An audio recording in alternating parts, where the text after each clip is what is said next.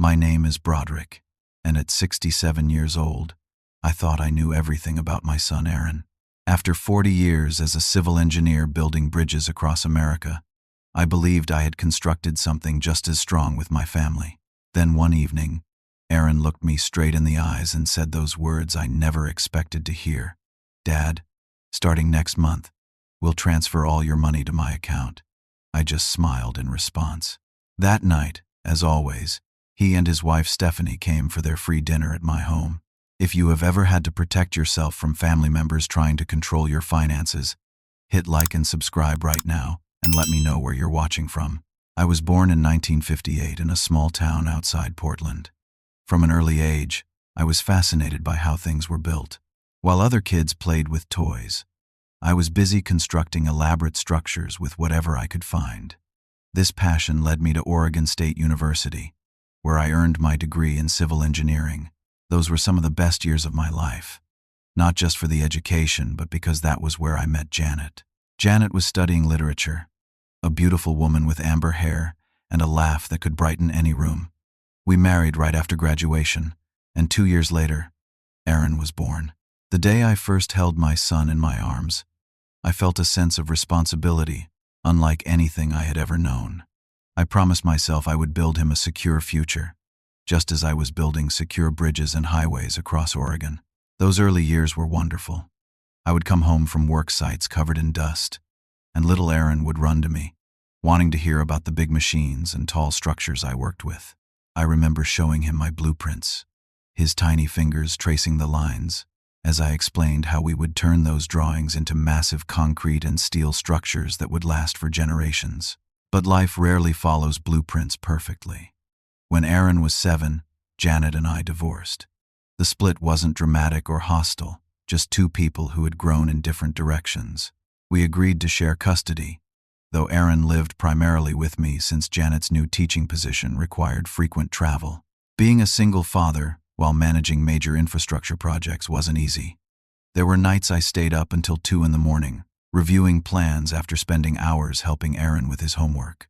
I missed school plays because bridges don't build themselves, but I always made sure Aaron knew he was my priority, even when work kept us apart. My career continued to advance. I moved from local projects to state contracts, eventually overseeing major federal infrastructure initiatives. I designed highways that connected cities, bridges that spanned impossible gaps, and water systems that served hundreds of thousands of people.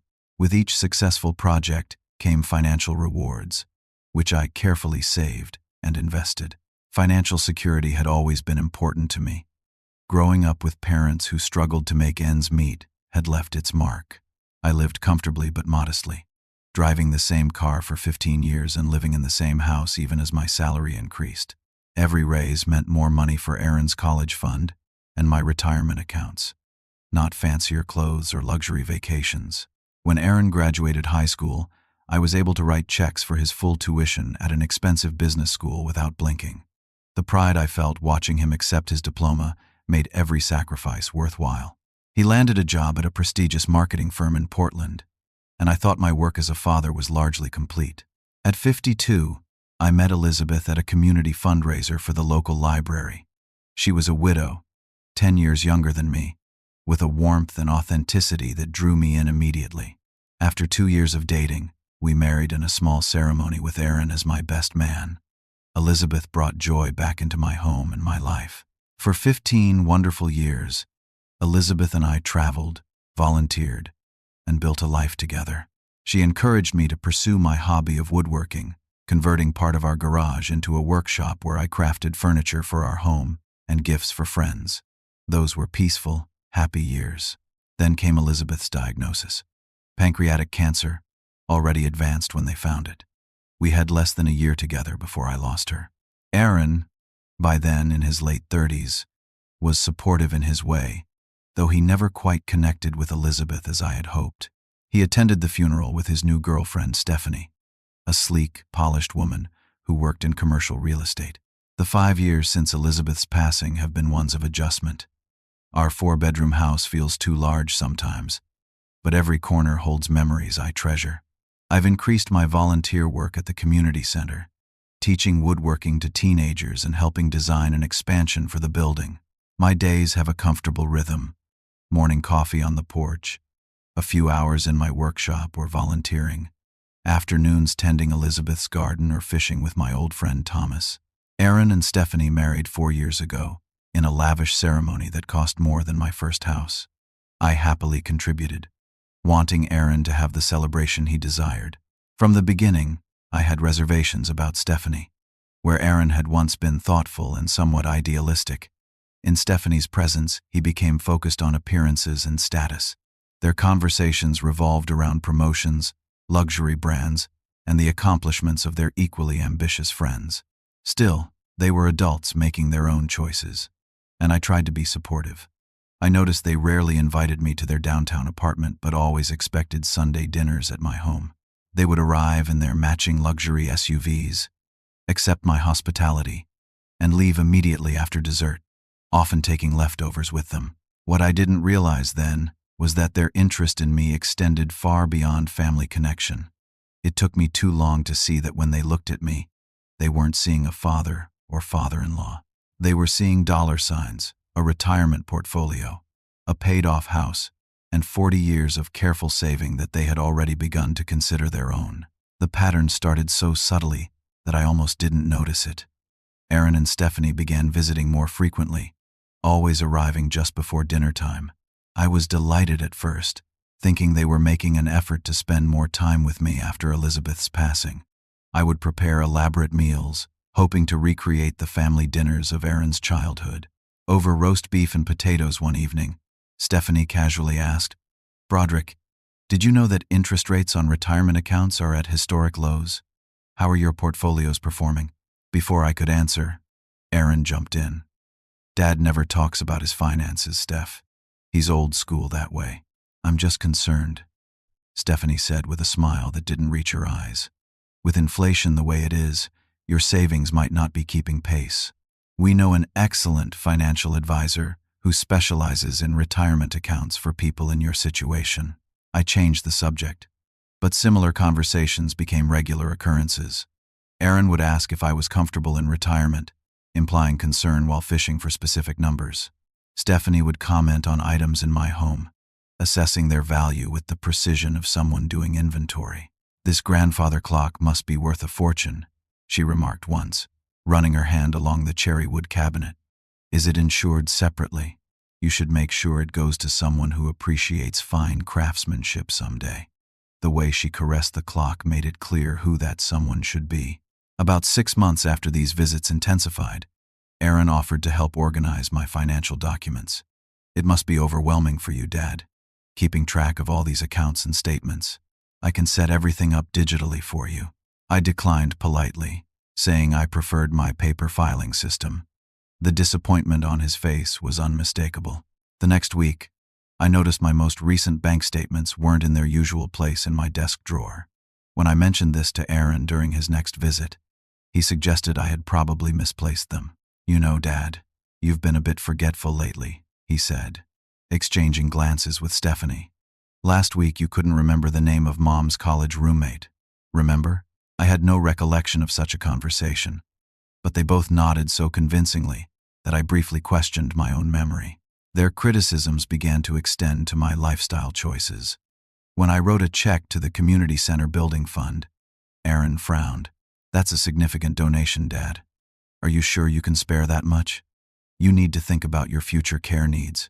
"The community center is important to me," I replied. "Elizabeth and I always supported it." Stephanie sighed. "But Elizabeth isn't here anymore, Broderick. You need to be practical now." Their most persistent question concerned my house. Why did I need 4 bedrooms when I lived alone? Wouldn't a smaller place be easier to maintain? Wasn't I worried about navigating stairs as I got older? "This neighborhood isn't even what it used to be," Stephanie would say, though property values had actually increased, and the taxes must be outrageous. I loved my home. Every corner held memories of Elizabeth and our life together. The spare bedrooms were used regularly, my workshop materials were in one, and I kept another ready for guests. The idea of leaving felt like abandoning part of myself, but Aaron and Stephanie raised the subject so frequently that I began to wonder if they were right. One Sunday, Aaron arrived early for dinner, saying he needed my advice on a business opportunity. He described a startup company that needed immediate investment, promising returns of 20% or more. "I need $30,000 for the initial buy-in," he explained. "The opportunity closes tomorrow. I'd pay you back with interest in 6 months." I wrote the check, wanting to believe in his excitement. 6 months passed, then a year. When I finally asked about repayment, Aaron looked confused. "I thought that was a gift, Dad. You know I'm trying to build my future. Isn't that what you want for me?" Around this time, I began noticing other concerning behaviors. Stephanie would wander through my home during visits, opening drawers and cabinets while claiming to admire my organizational systems. I found her in my home office once, photographing documents with her phone. "Just getting ideas for our filing system," she explained hurriedly. "You're so organized." Aaron began criticizing my woodworking hobby as expensive and unnecessary despite knowing how much joy it brought me. When I mentioned plans for a fishing trip with my friend Thomas, Aaron called it wasteful spending. "Besides," he added, "Thomas just uses you for your boat and equipment. He's never even invited you to his place." This wasn't true, and Aaron knew it. Thomas and I had been friends for 30 years, long before I owned a boat. But the comment was typical of Aaron's new pattern, isolating me from friends while increasing my dependence on him and Stephanie.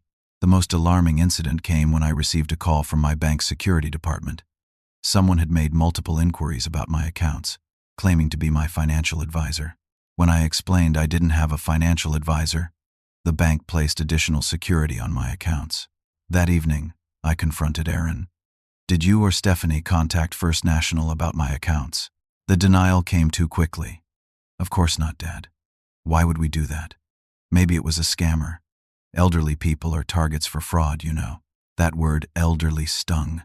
At 67, I was still active, independent, and mentally sharp. But Aaron had begun using terms like that more frequently, always with an undertone suggesting I needed protection and supervision. His protection, his supervision. I began to realize this wasn't just about Aaron being concerned or helpful. This was the beginning of a carefully orchestrated campaign to gain control of my assets. And if I didn't act soon, I might find myself backed into a corner from which there would be no escape. The situation escalated when Aaron brought an uninvited guest to our usual Sunday dinner. Marcus Coleman handed me a business card identifying him as a senior financial specialist before I could even close the front door. "I've heard so much about you, Mr. Reynolds," Marcus said, using a tone one might use with a child. "Aaron tells me you've built quite a nest egg over your career. Smart man. Now we just need to make sure it's properly protected." I served dinner to my unwanted guest, maintaining politeness while fielding increasingly intrusive questions about my investments, insurance policies, and banking relationships. When I deflected a particularly direct question about my portfolio balance, Marcus exchanged glances with Aaron.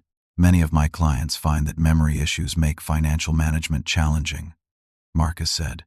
"That's why having a trusted family member as a co-signer on accounts is so important." After they left, I discovered Marcus's business card had handwritten notes on the back. "Potential cognitive decline. Limited awareness of assets. Son is concerned." The intrusions became more frequent and less subtle. I returned from a dentist appointment to find Stephanie in my home office, the door to which I always kept locked. She claimed Aaron had given her a key so she could drop off some mail, though she couldn't produce any mail when asked. 2 days later, I discovered several important documents missing: my property deed, insurance policies, and recent tax returns. When I mentioned this to Aaron, he suggested I had misplaced them or perhaps shredded them accidentally. "You've been under stress lately, Dad," he said. "Stress can affect memory at your age. That's why Stephanie and I think you need more help around the house." Their next move was to undermine my relationships. When my friend Thomas called while Aaron was visiting, Aaron took the phone and told him I was not feeling up to visitors, though I had been looking forward to our planned fishing trip. After hanging up, Aaron suggested that Thomas only called when he wanted something. "He's been taking advantage of your generosity for years," Aaron insisted. "Mom never liked him either." This was an outright lie. Elizabeth had adored Thomas and his wife, often planning couples activities with them. But Aaron repeated these falsehoods so convincingly that I almost began to doubt my own recollections. Aaron canceled my fishing trip, calling it unnecessary spending and potentially dangerous for someone my age. When I objected, he reminded me of a minor incident 2 years earlier when I'd slipped on wet leaves not even while fishing. The way he framed it made it sound like I'd had a serious accident requiring hospitalization, when in reality I'd simply needed a bandage for a scraped elbow. Stephanie began reorganizing my mail whenever she visited, claiming she was helping me stay organized. Important bank statements and investment reports disappeared, while junk mail and catalogs were neatly arranged in prominent places. When I questioned this, Stephanie suggested I was becoming confused about what mail I had received. The situation took a more serious turn when I received a call from my doctor's office confirming an appointment I hadn't made. The receptionist explained that my son had scheduled a cognitive assessment because he was concerned about significant memory lapses and confusion. I canceled the appointment, but the attempt alarmed me deeply. My neighbor Martha, a retired nurse whose garden adjoined mine, approached me one afternoon while I was pruning Elizabeth's rose bushes. "Broderick, I don't want to overstep," she began hesitantly, "but I overheard your son and his wife talking in their car yesterday. They were parked right under my kitchen window, and they didn't realize I was home." Martha explained that she had heard Aaron and Stephanie discussing their timeline for getting me to transition out of my home. They mentioned selling my house quickly at below market value to a developer friend of Stephanie's, who would pay them a finder's fee. They also discussed how to handle my resistance and mentioned backup plans involving legal declarations of incompetence. They said something about moving quickly before you could hide any more assets. Martha concluded.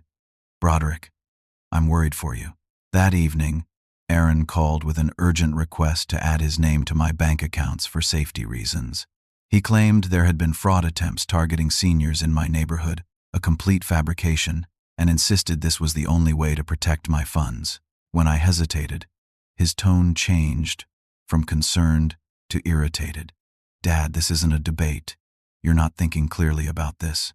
If you won't add me to your accounts voluntarily, we'll have to look at other options to protect you." The implied threat hung in the air. I mumbled something non-committal and ended the call, my hands shaking as I placed the phone down. Late that night, unable to sleep, I went downstairs for a glass of water. A noise from my home office caught my attention. I found Aaron hunched over my filing cabinet, rifling through documents by flashlight. He claimed he had stopped by to check on me after our call and was looking for some old family photos, though the drawer he was searching contained only financial statements. The next day, I noticed subtle changes in my computer. Files had been opened, and my password-protected accounting software showed recent activity. When I checked my browser history, I found searches for terms like power of attorney requirements and declaring elderly parent incompetent. Aaron and Stephanie began controlling family gatherings, telling relatives I wasn't up to hosting holidays anymore. They suggested to my sister in Florida that it might be unwise for me to travel alone to visit her as planned. When friends called, Aaron or Stephanie would often intercept the calls, making excuses for why I couldn't come to the phone. I found myself increasingly isolated, with Aaron positioning himself as my gatekeeper and interpreter to the outside world. The only reason he hadn't succeeded completely was that I still maintained my independence when they weren't present, continuing my volunteer work and maintaining some friendships they didn't know about. That night, lying awake in the dark, I faced the painful truth. My son was orchestrating a campaign to seize control of my assets, potentially stripping me of my independence and financial security. The son I had raised, educated, and supported was now treating me as an obstacle to his financial gain rather than as his father. The realization brought a night of sleeplessness and grief, but as dawn broke, that grief hardened into resolve. I had built bridges strong enough to withstand earthquakes and floods. I had raised a child alone while building a successful career. I had survived the loss of my beloved Elizabeth. I would not become a victim of financial elder abuse, even if the perpetrator was my own son. I knew something significant was coming when Aaron called to confirm our usual Sunday dinner with an unusual request. "Dad, wear something nice tonight. Stephanie and I have something important to discuss with you." All day, I prepared for whatever they might have planned. I cooked Erin's favorite meal, roast beef with Yorkshire pudding, and baked the apple pie Elizabeth used to make for special occasions. I set the table with the good china we had used for holidays when Erin was growing up. If this was to be a confrontation, at least it would happen surrounded by symbols of the family life we once shared. At precisely 6 o'clock, the doorbell rang. Erin and Stephanie stood on my porch looking uncharacteristically formal, Erin in a blazer and tie, Stephanie in a tailored dress. They carried a leather portfolio and wore expressions of serious determination. "Good evening, Dad," Erin said with a stiff formality that immediately confirmed my suspicions about the evening ahead. During dinner, conversation was minimal and strained. Erin barely touched his favorite meal, while Stephanie kept checking her watch. They declined wine, explaining they needed clear heads for an important family discussion. The portfolio sat conspicuously on the sideboard, its presence looming over our meal like a storm cloud. After dessert, instead of moving to the living room as we usually did, Erin cleared his throat and adjusted his tie. "Dad, Stephanie and I have given this a lot of thought, and we've made some decisions that we think are best for the family moving forward." The carefully rehearsed speech that followed confirmed every fear I'd had over the past months. Erin spoke about family responsibility and proper asset management, using corporate jargon to dress up what was essentially a hostile takeover of my finances. Then came the statement I had been expecting but still found shocking to hear spoken aloud. "Dad, starting next month, we'll transfer all your money to my account. I'll manage your finances and provide you with a monthly allowance for basic expenses." Stephanie nodded supportively, adding, "It's for your own protection, Broderick. We've noticed some concerning patterns in your spending and decision-making." Their plan unfolded in meticulous detail. They would sell my house, it's much too large for one person, and the stairs are dangerous, and I would move to a senior apartment complex they had already visited on my behalf. My woodworking equipment would be sold, unnecessary and potentially dangerous tools, along with most of my furniture and possessions. "We can get at least $800,000 for this house in the current market," Stephanie said, her real estate expertise showing. "That, plus your retirement accounts, should generate enough income for us to provide for your basic needs quite comfortably." Erin reached for the portfolio and extracted a stack of legal documents.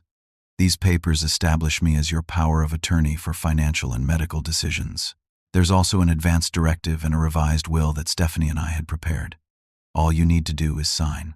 Throughout their presentation, I maintained a calm demeanor, even smiling slightly at points, which seemed to confuse them. They had clearly expected either angry resistance or confused acquiescence, not this quiet composure. "I'll need to think about this," I said when they had finished. "These are significant changes that require careful consideration." Erin's face flushed with frustration. "There's nothing to think about, Dad. This is happening. The paperwork is ready, and we need your signature tonight." "Why tonight specifically?" I asked, my tone casual but pointed. Erin and Stephanie exchanged glances. "The lawyer is waiting for these papers first thing tomorrow," Stephanie explained hastily. "And the senior apartment we've selected has a waiting list. We need to submit the deposit immediately to secure your place." "I see," I said, folding my hands calmly on the table.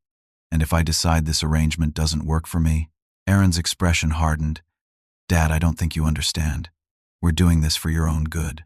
Your cognitive function has been declining lately, not dramatically, but enough that managing complex finances isn't appropriate anymore.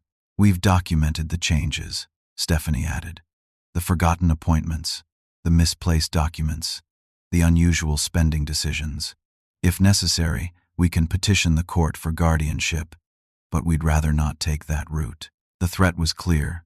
Either I surrendered control voluntarily, or they would attempt to have me declared incompetent. They had been building their case for months, creating a narrative of cognitive decline through selective interpretation and outright fabrication. I looked at my son, the baby I had once held in my arms, the boy whose bicycle I had taught him to ride, the young man whose college tuition I had gladly paid, and saw a stranger motivated by greed rather than love. Beside him sat Stephanie, calculating the value of my possessions even as she smiled sympathetically. The pain of this betrayal was almost physical, a heaviness in my chest that made it difficult to breathe. But beneath the pain was something else, a deep, unwavering certainty that I would not allow this to happen. Let me sleep on it, I said finally. This is all very sudden. There's really no time, Aaron insisted, pushing the papers toward me. We have appointments tomorrow to get everything started. I stood up slowly, gathering the dessert plates. I need time to process this. We can talk again tomorrow. Aaron looked ready to argue further, but Stephanie placed a restraining hand on his arm. Fine, she said, her voice tight with suppressed frustration. But we'll need your answer first thing in the morning. This is happening, Broderick, one way or another. It's just a question of how difficult you want to make the transition. As they gathered their papers and prepared to leave, disappointment evident in their posture, I maintained my calm smile. They had no idea what awaited them the next evening, when they would arrive for dinner at what they believed would still be my home. The home they planned to sell out from under me for their own profit. Little did they know, I had been preparing for this moment for months. Tomorrow night would bring revelations that would shock them to their core, and perhaps finally show them the consequences of underestimating a man who had spent his life building things to last. My awakening to Aaron and Stephanie's true intentions hadn't happened overnight. 6 months earlier, I had awakened at 3 a.m. with an uncomfortable feeling that something wasn't right. Going downstairs for water, I'd found Aaron in my home office, hurriedly closing a file drawer when he heard my footsteps. Just looking for those fishing photos from Lake Oswego, he claimed, though those photos were in albums in the living room bookcase, not my financial files. After he left, I discovered several documents out of place, including statements from my largest investment account. The incident left me unsettled enough that I began researching a term I had heard on a public service announcement: elder financial abuse. What I found shocked me. The patterns described matched exactly what I had been experiencing with Aaron and Stephanie: isolation from friends and support networks, creating dependence, suggestions of cognitive decline, missing documents, unauthorized access to financial information. The websites warned that family members were often the perpetrators, using emotional manipulation and threats to gain control of assets.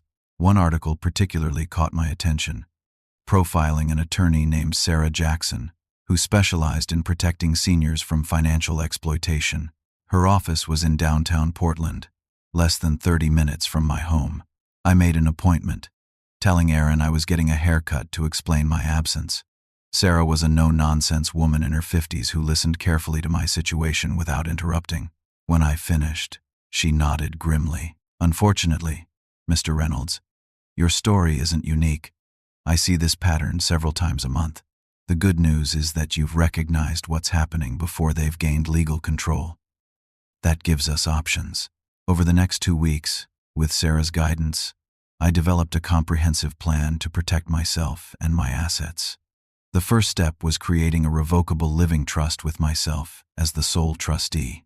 My assets would be transferred into the trust, making it much more difficult for Aaron to gain control of them, even if he somehow obtained power of attorney. A properly structured trust gives you maximum protection while maintaining your complete control, Sarah explained. We'll include provisions that require multiple medical opinions before any determination of incapacity, and we'll name a corporate trustee as successor rather than your son. Next, I met with representatives from my bank and investment firms to place alerts on my accounts and require in-person identification for any significant transactions. I opened new accounts at a different bank in another part of town, accounts Aaron knew nothing about, and transferred a portion of my funds there as a safety measure. I carefully documented every concerning incident with Aaron and Stephanie, creating a detailed record with dates, times, and descriptions. Sarah advised that this documentation could be crucial if they attempted to challenge my competence. Most importantly, Sarah said, you need to consider your living situation. If they believe your house is part of their inheritance, they'll continue to pressure you about it. This was the most difficult aspect to consider. I loved my home, with its memories of Elizabeth and the life we'd built, but I recognized that staying there made me vulnerable to Aaron's schemes. After careful consideration, I contacted James Peterson, a realtor who had worked with Elizabeth's sister when she downsized. I swore him to secrecy before explaining my situation. James understood immediately and agreed to handle the sale quietly, without listing the house on public databases where Stephanie might discover it. "I have a young family looking for exactly this kind of home," James told me. "They're pre-approved for financing and can close quickly. The market is strong right now. You'll get a fair price without having to do open houses or public showings." Within 3 weeks, I had accepted their offer of $795,000, slightly above market value. The buyers agreed to a flexible closing date and a 30-day rent-back period to give me time to find my new home. With James's help, I located a perfect property, a beautifully maintained 3-bedroom ranch-style home in a quiet community about 20 minutes from my current house. The neighborhood featured wide sidewalks, a small community center with a woodworking shop, and a fishing pond within walking distance. At $450,000, it was significantly less expensive than my current home, adding to my financial security. I closed on the new house 2 months before my confrontation with Aaron and Stephanie, using cash from the sale of my larger home. I maintained the utilities and basic furnishings at the old house to maintain appearances, while gradually moving my most treasured possessions to the new location. Professional movers, sworn to discretion with a generous bonus, helped transfer my woodworking equipment, personal items, and favorite furniture pieces during times when Aaron and Stephanie were known to be at work. I left enough furniture in the old house to keep up appearances for their regular visits. With the proceeds from my house sale, I made several strategic financial decisions. First, I donated $100,000 to the Community Center Building Fund in Elizabeth's memory, knowing this money would benefit many while reducing the assets Aaron could potentially control. I invested $75,000 in a small custom furniture business owned by my friend Thomas's son, who had studied woodworking under my guidance. The business was already successful but needed capital to expand. My investment bought a 20% ownership stake, providing another source of income outside my traditional retirement accounts. The remaining funds went into my new secure accounts, strategically divided between liquid assets for immediate needs and long-term investments for continued growth. I updated all my account beneficiaries, removing Aaron from most and adding several charities Elizabeth and I had supported, along with a small trust for Martha's granddaughter who was studying engineering. The most painful task was revising my will with Sarah's help. I didn't want to disinherit Aaron completely, despite his behavior, but I couldn't leave him unfettered access to assets he had already demonstrated he couldn't be trusted with. "We'll create a restricted inheritance," Sarah suggested. "Aaron will receive a modest monthly income from a trust, but he won't be able to access the principal. The remainder of your estate can go to causes you care about." I arranged for my medical directives to name Thomas and Martha as my healthcare proxies, rather than Aaron. I provided copies of these documents to my doctor, the hospital, and Sarah's office to ensure Aaron couldn't override my wishes. Throughout these preparations, I maintained my normal routines and interactions with Aaron and Stephanie. I continued to host Sunday dinners, listen to their increasingly transparent hints about my finances, and pretend not to notice when they inventoried my possessions or searched my files. The day after closing on my new house, I joined a support group Sarah had recommended for seniors experiencing family financial abuse. The stories I heard from others helped me understand I wasn't alone and strengthened my resolve to protect myself. 2 weeks before our final confrontation, I completed the last phase of my preparations. I hired painters and a cleaning service for the new house, making it truly ready for occupation. I stocked the refrigerator, set up my bedroom, and arranged my workshop in the attached garage. I reconnected with friends Aaron had tried to separate me from, explaining my situation and my new address. I registered at a new medical practice closer to my new home, transferring my records and introducing myself to ensure continuity of care. By the time Aaron delivered his ultimatum at our Sunday dinner, everything was in place. The old house had been legally sold 2 days earlier, with the final paperwork filed that morning. My precious possessions were secure in my new home. My finances were protected in ways Aaron couldn't easily challenge. As I watched my son and his wife leave my house that evening, their faces tight with frustrated greed, I felt an odd mixture of sadness and determination. The next night, when they returned expecting my surrender, they would instead discover how thoroughly I had outmaneuvered them. For the first time in months, I slept soundly, secure in the knowledge that I had taken back control of my life. from those who sought to hijack it for their own benefit. The day of reckoning arrived with a perfect autumn morning, sunlight filtering through maple trees beginning to turn gold and crimson. I spent my last hours in the house Elizabeth and I had shared, packing a few remaining personal items, photographs, books, the small wooden box where I kept Elizabeth's wedding ring. At noon, I sent Aaron a text message. "I've considered your proposal. Let's discuss it over dinner tonight. Meeting at a friend's house where I'm staying temporarily. Address is 1472 Riverside Lane. 6 p.m. His reply came quickly. "Whose house? Why are you staying there?" "We'll be there." I didn't respond to his questions, knowing they would soon be answered in the most definitive way possible. I drove to my new home, my real home now, and spent the afternoon preparing. I cooked a simple meal of grilled salmon and roasted vegetables, set the table with everyday dishes rather than fine china, and arranged the living room to highlight the comfortable, modest furnishings I had chosen. This wasn't about impressing Aaron and Stephanie, but about demonstrating my new reality. At 5:50, headlights swept across my front window as two vehicles pulled into my driveway. I watched through the curtains as Aaron and Stephanie emerged, looking confused as they studied the unfamiliar house. They had clearly expected to find me staying with a friend, not in a property that showed every sign of permanent occupancy. The doorbell rang, and I took a deep breath before answering. Aaron's expression was a mix of confusion and irritation. "Dad, what is this place? Whose house is this?" "It's mine," I replied simply, stepping back to let them enter. "Come in."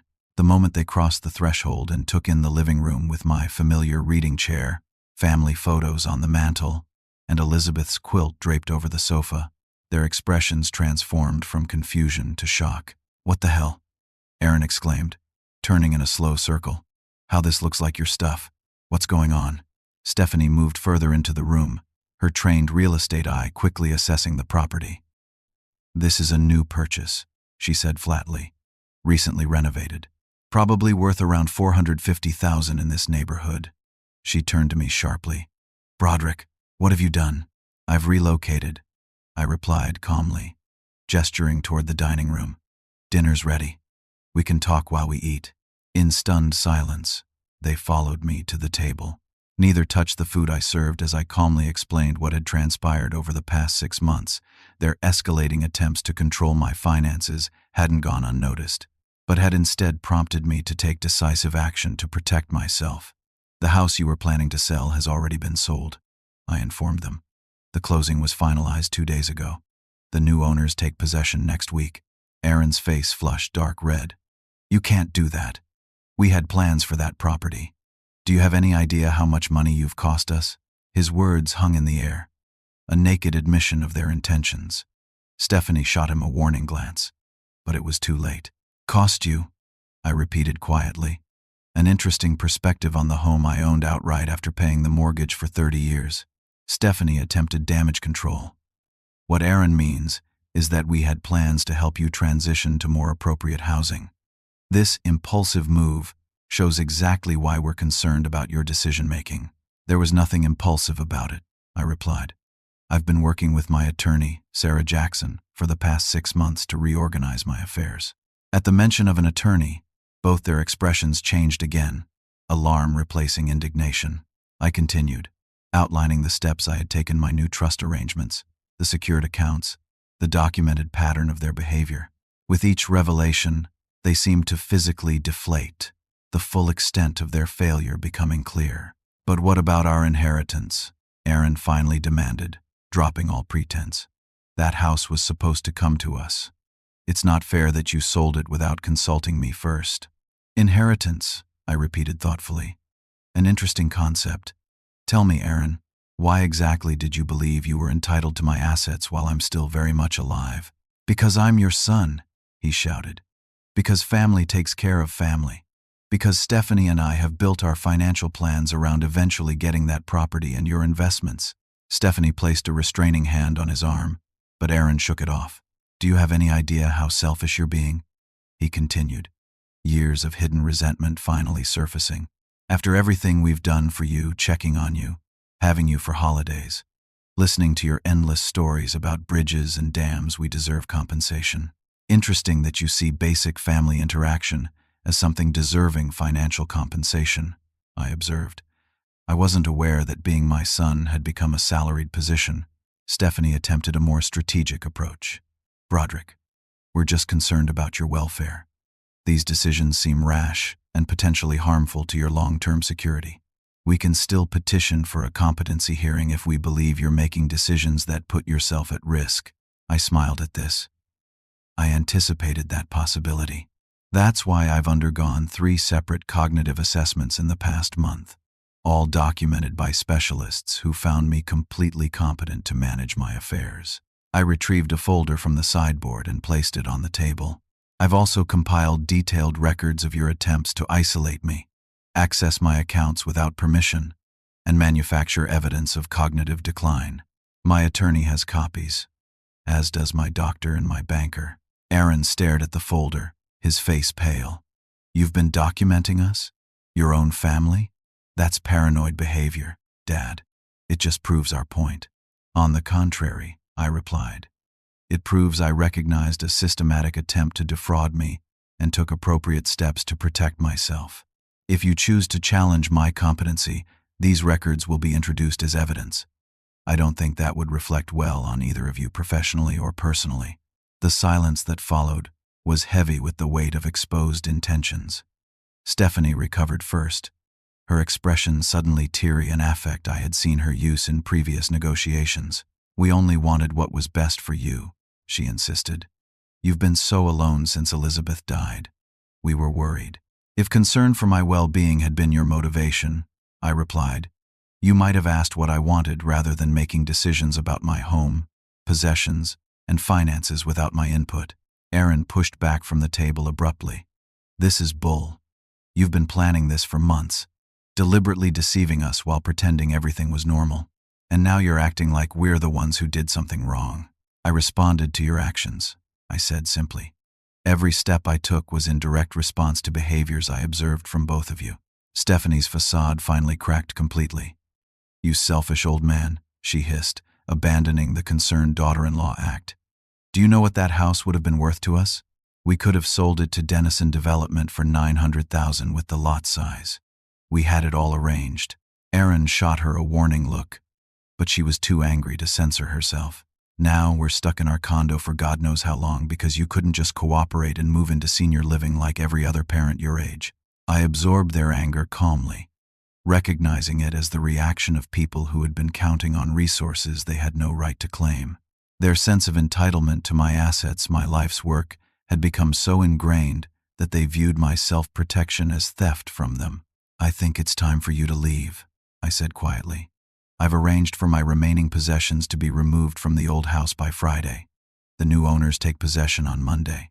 Aaron stood, his expression cold. This isn't over, Dad. You've made a serious mistake.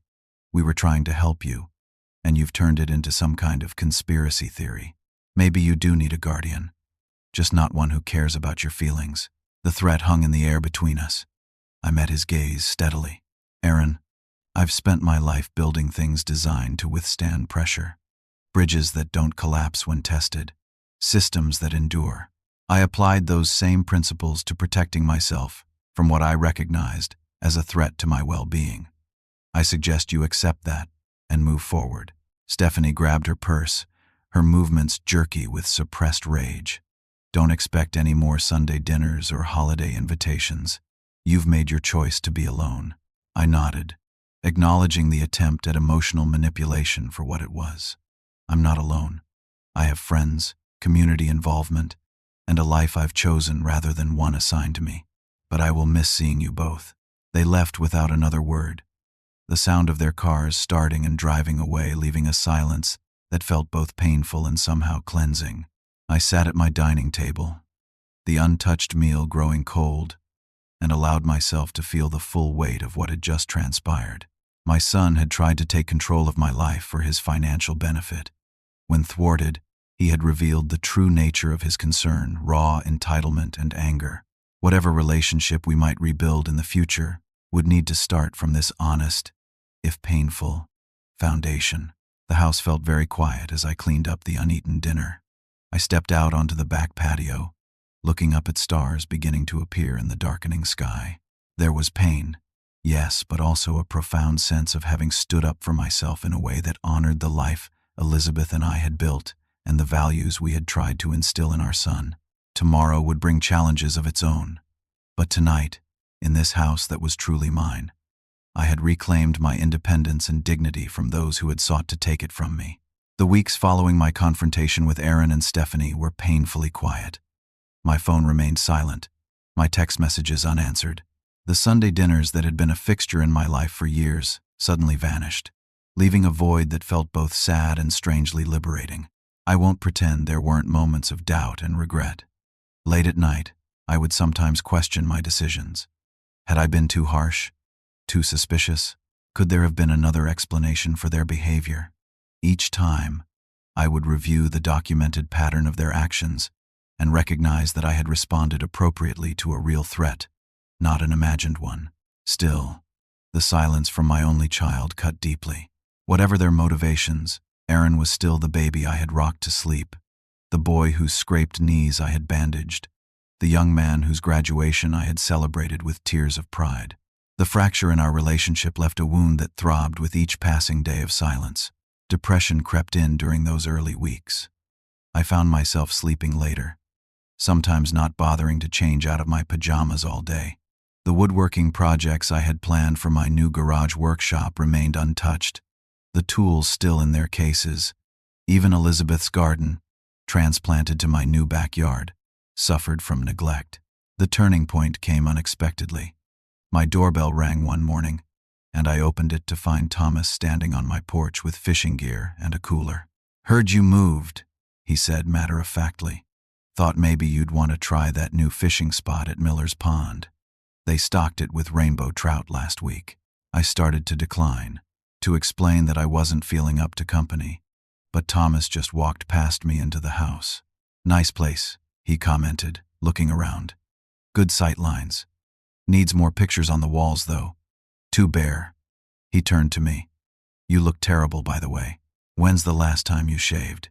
His blunt assessment startled a laugh out of me, the first genuine laugh I'd experienced in weeks.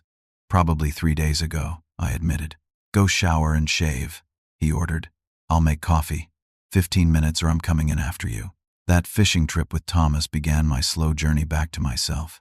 The simple pleasure of sitting by the water, the focus required to cast properly, the satisfaction of a good catch, all reminded me that my life contained joys independent of my relationship with Aaron. Thomas never asked directly about what had happened, but as we cleaned our catch, I found myself telling him anyway. He listened without interrupting, his weathered hands continuing their work as I described Aaron and Stephanie's scheme and my countermeasures. When I finished, Thomas nodded once. "Sounds like you did what needed doing. Aaron made his choices. Now you make yours." "What choices are those?" I asked. Thomas looked up from the fish. "Choose whether to let this define your days or not. Choose whether to give them the power to make you miserable. Choose whether to live your life waiting for Aaron to come around, or to live it for yourself, right now." His simple wisdom cut through my confusion. I had protected my assets and independence, but I was still allowing Aaron and Stephanie's actions to control my emotional well-being. The next day, I joined the senior center near my new home. A flyer about their support group for family estrangement and difficult relationships caught my eye. The group met weekly, facilitated by a retired family therapist. I forced myself to attend despite my reluctance to discuss personal matters with strangers.